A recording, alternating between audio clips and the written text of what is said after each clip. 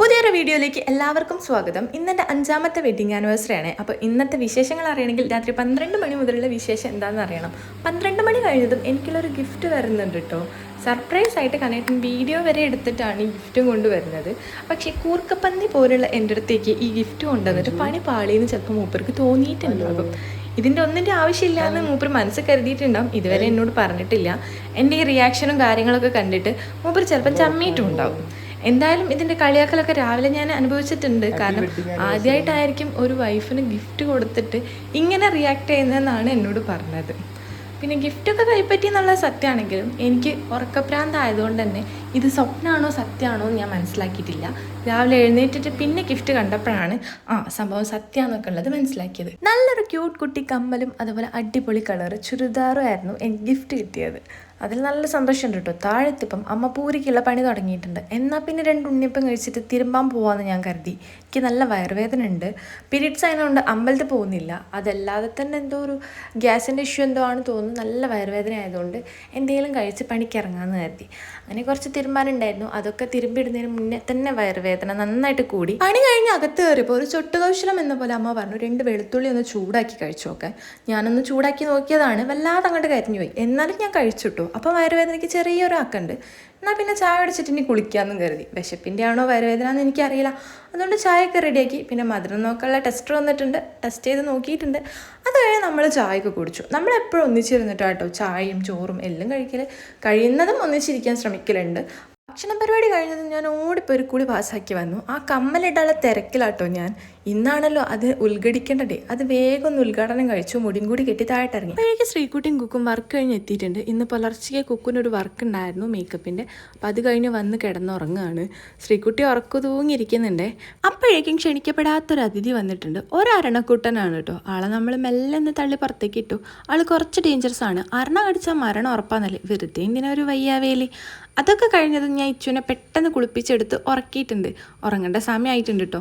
അവൾ ഉറങ്ങിയപ്പം അവളെ നെഗൊക്കെ ഒന്ന് ഷേപ്പ് ചെയ്ത് കൊടുത്തു. അപ്പോഴേക്കിതാ വീണ്ടും 2 ഗസ്റ്റ്. ഇത് ശ്രീകുട്ടിയുടെ അമ്മ അനിയത്തിയാണ്. അവളെ തിരിച്ചു കൊണ്ടുപോകാൻ വേണ്ടി വന്നതാണ്. വരുമ്പോൾ എനിക്കൊരു കേക്കൊക്കെ കൊണ്ടാട്ടോ വന്നത്. അവരെ കണ്ടതും കണ്ടിട്ടും വേഗം പോയി ഫുഡ് വാങ്ങി വന്നു. നമ്മളിന്ന് ഉച്ചക്കത്തേക്ക് ഒന്നും ഉണ്ടാക്കിയിട്ടില്ലായിരുന്നു. പുറത്തുനിന്ന് വാങ്ങാമെന്ന് പ്ലാൻ ചെയ്തിട്ടുണ്ടായിരുന്നു. അതുകൊണ്ട് തന്നെ പുറത്തുനിന്ന് വാങ്ങി ഒന്നിച്ചിരുന്ന് കഴിക്കാമെന്ന് വിചാരിച്ചു. ഇവിടെ കുക്ക് മാത്രമാണ് മയോനൈസ് കൂട്ടാത്ത ആൾ. അതുപോലെ 7up കൂട്ടില്ല. കുറച്ച് ഹെൽത്തി ആയിട്ടുള്ള കാര്യങ്ങൾ നോക്കുക. ഭക്ഷണം കഴിച്ച ക്ഷീണത്തിൽ എല്ലാവരും സൈഡായിട്ടുണ്ട്. ഓരോരുത്തർ ഓരോ മൂലക്കിലിരുന്ന് കഥ പറയാണ്.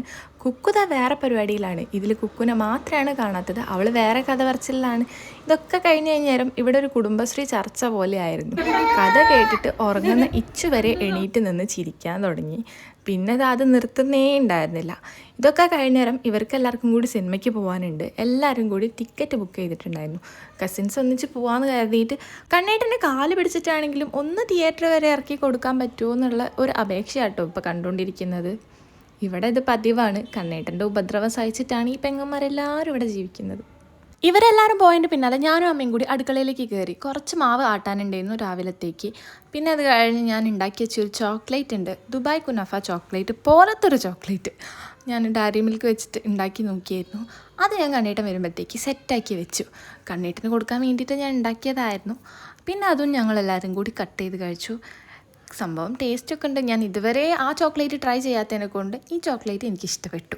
ഇനി രാത്രി ആയപ്പോഴാണ് ശരിക്കും പണി വരുന്നത്. നമുക്ക് കുറച്ച് ചെടിയൊക്കെ കുഴിച്ചിട്ടുണ്ടായിരുന്നു. കുഴിച്ചിട്ടുകൊണ്ടിരിക്കുമ്പോഴാണ് നമ്മുടെ ഇൻ്റർലോക്കിൻ്റെ ആൾ വിളിച്ചിട്ട് നാളെ പണി തുടങ്ങാൻ വരുന്നുണ്ട് എന്ന് പറയുന്നത്. അപ്പോൾ കണ്ണേട്ട് നേരത്തെ ഈ കട്ടൊക്കെ ഇളക്കാൻ എന്നുള്ള പ്ലാനിൽ നിൽക്കുമായിരുന്നു. പക്ഷേ അവർ പെട്ടെന്ന് വിളിച്ചു പറഞ്ഞപ്പോൾ നമുക്ക് പെട്ടെന്ന് ഇളക്കേണ്ടി വന്നു. അങ്ങനെ രാത്രി തന്നെ അത് മുഴുവൻ നമ്മൾ സെറ്റാക്കാമെന്ന് വിചാരിച്ച് ഞാനും അച്ഛനും കണ്ണേട്ടനും കൂടി അത് മുഴുവൻ ഇളക്കി റെഡിയാക്കി വെച്ചു. ഇനി നാളെ രാവിലെ മുതൽ ഇവിടെ പണി തുടങ്ങുകയാണ്. അതുകൊണ്ട് ഇതൊക്കെ തീർത്ത് നമ്മൾ വേഗം പോയി കുളിച്ച് വന്നു. അപ്പോഴേക്കിതാ ഇവർ കേക്കൊക്കെ റെഡിയാക്കിയിട്ടുണ്ട്. ഇനി കേക്കും കട്ട് ചെയ്ത് ഫുഡും കഴിച്ചിട്ട് വേണം കിടന്നുറങ്ങാൻ. അതും കൂടി കഴിഞ്ഞാൽ ഇന്നത്തെ പരിപാടി തീർന്നു.